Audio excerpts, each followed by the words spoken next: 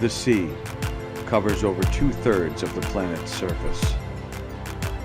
Yet we know more about space and the universe than we do about our own oceans. Between the states of Connecticut and New York is the Long Island Sound, a naturally protected channel into New York City used for over hundreds of years. The Sound's rich maritime history has played a significant role in the growth of our country.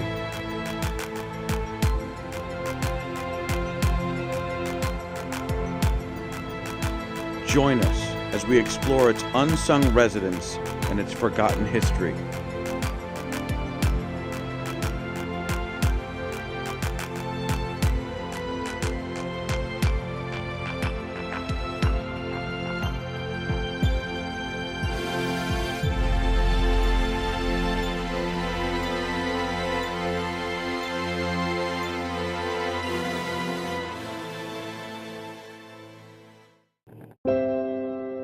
Captain Dennis here.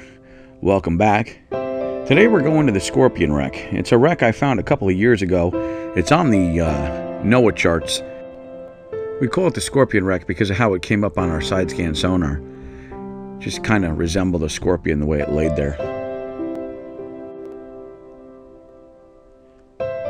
Today it's a little colder than the other day and I'm in a wetsuit.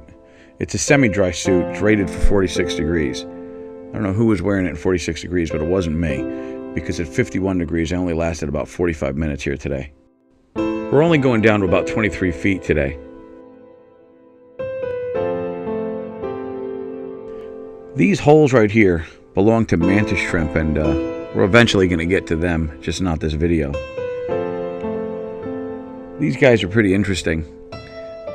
They were all over this area. This is really, really soft mud for the first 2 or 3 inches, and then it turns into a thick clay.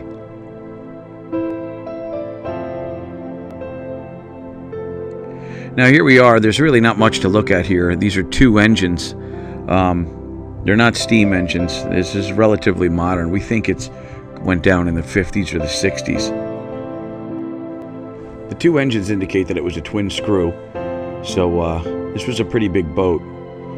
Also, the distance between the 2 engines, their placement on the ship, indicate that it had a rather large beam.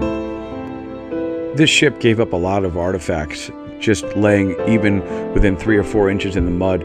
A lot of brass and a lot of glass were heated up so much that they melted together in this amalgamous form, which indicates that it more than likely went down due to fire. As always, wherever you find structure, you'll find fish or marine life. Look in the top right corner of your screen, you'll see a Connor who's hanging around here for protection to scoot in and out in case a large predator, bulky scuba diver shows up. About 6 or 7 feet away, we come across the other engine.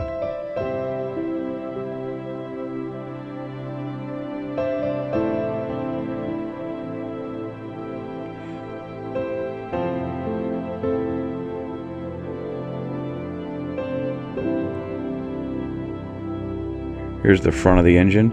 And as we round the corner, somebody's made a nice little home out of this engine.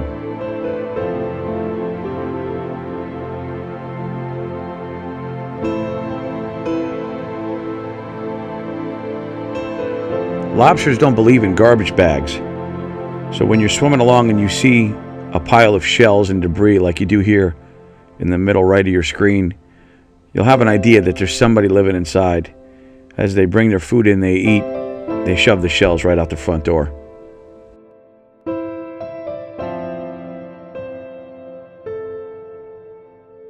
If you watch really closely, you'll actually see both of these creatures feed themselves. They snatch little particles of food that get caught in the current and feed themselves, arm over arm.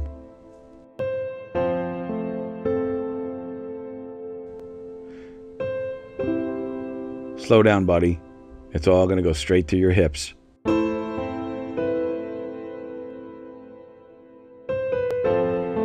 Here are a few more.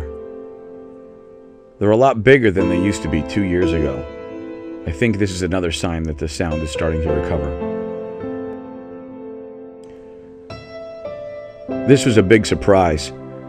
This guy is a blue shell crab, which we normally don't see around here until August.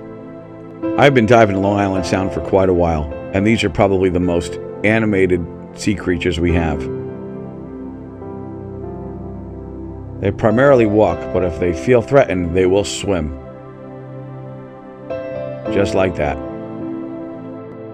And as you can see, as he goes to snap at me, he's really not the friendliest guy.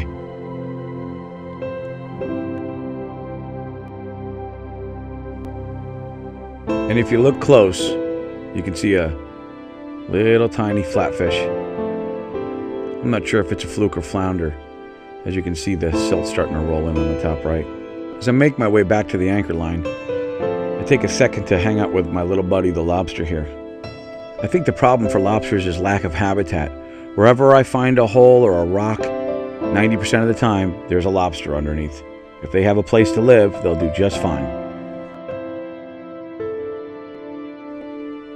Well, on my way up the line, I'd like to say thanks for checking us out once more. Be sure to find us on Facebook and on YouTube, both under Squalus Marine. And there's the boat, right where I left her. If you're interested in trying your hand at fishing, be sure to check out our friends at middlebank.com. They're a large fishing boat that goes out of Bridgeport, Connecticut.